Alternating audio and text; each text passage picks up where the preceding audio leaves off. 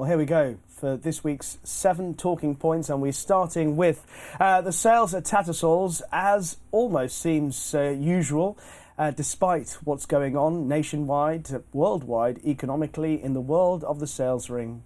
Things are as buoyant as ever. Jonathan. Yeah, you wouldn't believe there's a cost of living crisis going on with some of the figures that have been posted at the sales. Millions and millions of guineas. It's one of those where it's nice to see money put into the sport, of course, and it's nice to know that Britain is still the base for this. We've got the stallions, we've got the bloodstock to kind of push to the rest of the world, even if our prize money is lagging behind the rest of the world. We were just saying earlier that the proof in the pudding is sort of where these horses are going to be trained and where they're going to be campaigned, but you'd assume many of them, certainly Godolphin, will still be campaigned in Britain. So it's good for the sport, but like you say, it's slightly detached from the rest of the world, perhaps. Steve? Yeah, my first when I'm reading the figures, you shouldn't do. I felt almost a bit embarrassed to be part of the sport. I know it's probably not the right reaction, because obviously it is. I can see on a level it's very good, but you know, crisis. What crisis is it's just stunning in the times we're living in to see this great film, The Producers. Where one of the lines was, "If you've got it, flaunt it." That's how that reminded me of that. It seems a bit abstract what's happening there. Yeah. One thing that is fairly palpable is the demand for Franco. I mean, extraordinary success, in fairness, on the racecourse. Alpinista, Chaldine in the space of 6 days. And now he's got a sale topper here at Tats that went for 2.8 million guineas. Yeah, it's a lot of money, isn't it? And but I'm not surprised that Franco's proving popular. We all know what he did on the track. The fact he's translated that in his second career is exciting, to be honest, because you've got, like you were just talking with Kirsten Rousing there about bloodlines and this one's dam and going all the way back. Well, we can go back to Franco for a lot of these horses is a nice point of comparison, isn't it? And he's had an exceptional year, and to have a 2-year-old winner as well is only going to help him. Fantastic. Not every great horse turns out a great stallion. In fact, many don't, and he has. Yeah, it's extraordinary, the achievements as a stallion that he's, considering, as you say, what he did on the racecourse. It's getting there. It's getting there. The next topic involves Christophe Soumillon. Of course, last week we spoke here on the show about the ban, the 60-day ban. Well, obviously now, subsequent to the ARC meeting, it's emerged that he has lost his contract as retained rider to the Aga Khan. How significant is that? Yeah, it is significant. What he did was absurd, reckless, and he's fully aware of that. He came out and apologised. It was an intentional manoeuvre, but I don't think he intended for the consequences, if you see what I mean. He didn't go into it to harm his weighing room colleague, and he's paying, it feels like a fitting crime to me. He's missing out for 2 months. He's lost a very valuable retainer. I think we were discussing earlier, and you'll get on to the kind of reaction to it. Calling for him to be banned for life feels a little bit far, but yeah, I think all of that's right. It was genuinely shocking what happened. I think he's handled it subsequently as well as he could have done. There was an article in the Post yesterday by David Jennings, and I agree with every word he said. Basically, I think it's been, it was awful. 2-month ban isn't nothing. It's a sizable ban. He's lost a huge retainer, but I mean, what do people want? I mean, do you want him to never ride again? Is that what we're saying? Some people have said that. People have said that. I personally think that's way over the top. He definitely intended to push him. I doubt he intended to push him off for, whatever. It was wrong. It was very wrong. But I think a 2-month ban tells you we think this is really wrong.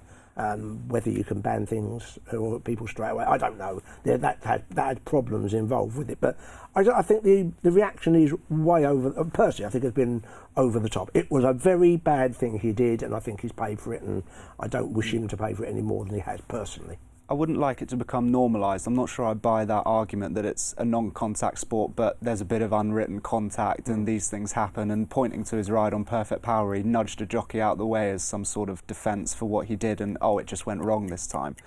We need to set very clear lines, and as for immediate bans, there is a lot of problems with that, with appeals, but when it's cut and dry like that, and then he's still riding at the ARC, it's a conversation worth having, I think, for cases of that extreme nature. Agreed. That's definitely something for the future. Our next topic, I'm going to start with Steve on this, because it involves a potential clash the coronation of King Charles III. The Derby may be moved. Steve, A, good thing, bad thing, the Derby moved, and if it were to be moved, what would be your suggestion? You're answering, knowing the answer, don't you? Knowing my answer. Yeah, I've never liked the Derby on a Saturday. I don't think it works. I can see the argument for it, but I think it just clashes too much with other events, whether it's the Euros or this year, the Cup final, and then it becomes, whether we like it or not, it becomes unimportant with many of the media, both TV and papers. It becomes less important. I like it being a different day. I for a long time, I've liked the idea. I think the Epsom meeting should be a one-day meeting. I'd have I've said it a number of times, like a Breeders' Cup type day with, I don't know, 8, 10 races, whatever, going from mid-afternoon, if you can arrange it with terrestrial TV, to early evening, and I would end with the Coronation Cup, the Oaks and the Derby, and I think that'd be really exciting for people. You can compare times, you can compare performances. You're all racing on the same day on the same ground, and you're building up to 3 really significant races. And that's what I would do. So I am. If a consequence of what's happening, it gets moved off the Derby, off a Saturday, and people like it, then I would think that would be good news. That's my personal view. Agree with Steve, or do you have an alternative when the Derby ought to be run? Well, that's a very interesting. I'm slightly won over by that argument, actually, with the idea of the Breeders' Cup style. I think I'm a big fan of any innovation, really, because they can be slow to happen in racing. So I don't hate that idea at all. I mean, it's conjecture at this point. It's worth noting. The Jockey Club aren't even discussing it yet, because no one in the Palace aren't confirming anything.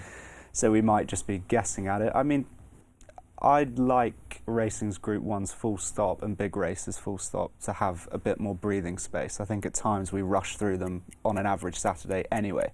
So the idea of the Derby having a bit of breathing room away from an event like the FA Cup makes sense to me, but logistically I'm not quite sure how it would work. Maybe a Breeders' Cup style.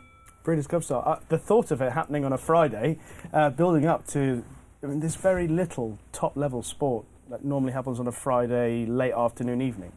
I'm just trying to think off the top of my head, unless there's a major event going on over a period of time, whether it be the Euros or something like that, often on a Friday afternoon, it's not, especially in the summer. If there was a pause, in my mind's eye, between a separate group of races at the beginning, building up to, people can get easily from London.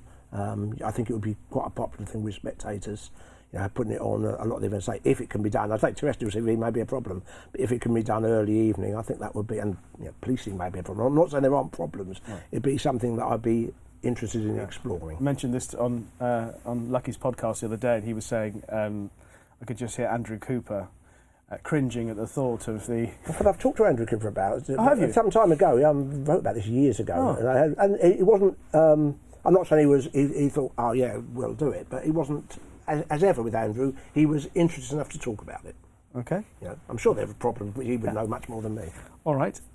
Next topic for us is, in the Cashless Society that we live in, a few problems yesterday at Chepstow with regards to Wi-Fi, because of the breakdown of the Wi-Fi, or the failure of Wi-Fi at Chepstow, meant that cashless transactions were null and void, and somewhat reluctantly, cash had to be accepted, because it meant that bets couldn't be placed, people couldn't purchase certain things, highlighting the issues of going cashless?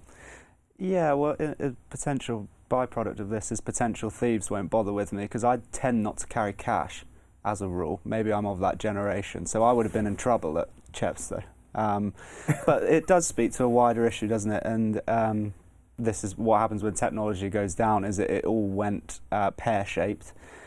I think my general view for tracks would be it's okay to be predominantly cashless, but you have to offer that facility, or at least make it painstakingly obvious that it's cashless only, because a lot of people prefer to bet in cash. And I know, having sort of spent some time speaking to people in the betting ring, is a huge issue there, because I think the message being put out by some tracks potentially is, we're cashless.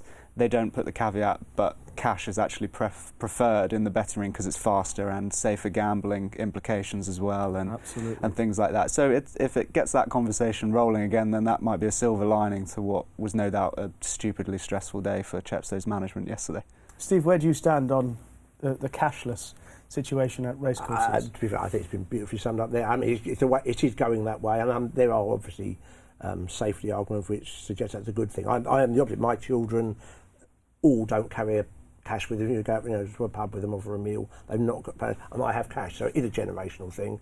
And part of racing's problem is that a lot of the people who bet in the betting ring are of an age still, or there's certainly a proportion of them. So I think in an ideal world you'd be able to do both, but you are leading towards a cashless society, and I'm sure long term that is right. Your kids clearly have got the wool over your eyes. In every way. I forgot my wallet, Dad. Yeah.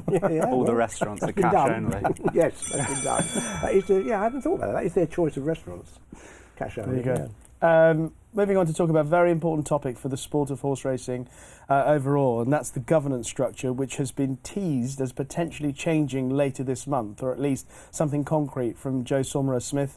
He's spoken about the governance structure changing to allow the BHA more power, which has long been said that the BHA's lack of power in making big decisions has caused the inertia that's afflicted the sport for some time, Jonathan.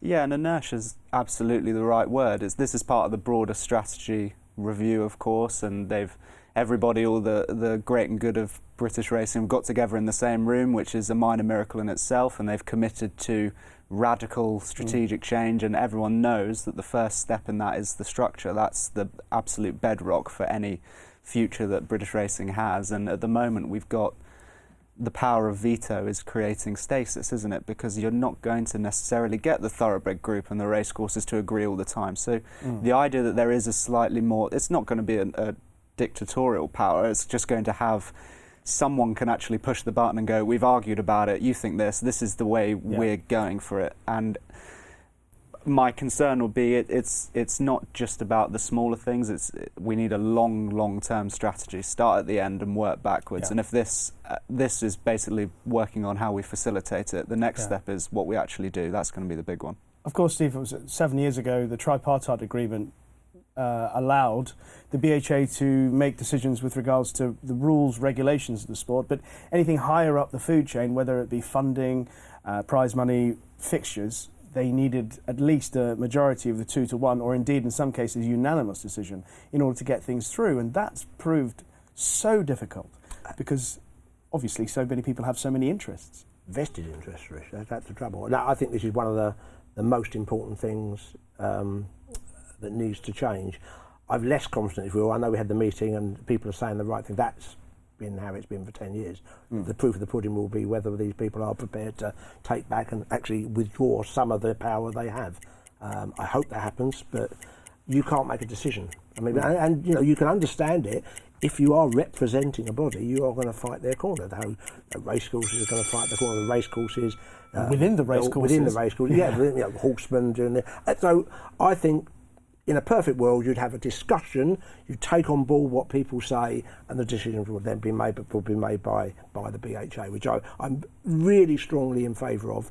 I think there'll be a lot of problems before it happens, because I don't think most people are very good at giving up power. No. The other thing as well, I'd love to get everyone to agree that should the BHA have that power, as long as they give a reasoning, a proper reasoning for why they're making a decision, that they allow them to make that decision rather than hold the sword of Damocles over their head for making that decision even before they know whether something's going to work or not. Because if you are making decisions out of fear, then you're not going to come to the right decisions.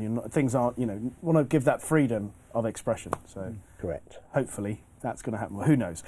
But keeping on that subject, or at least the future of the sport, a little bit more revealed about Premier Racing, which has been again teased as to a potential way of improving things in the sport. More on that this week in the Racing Post. Jonathan, any thoughts on what emerged in that article?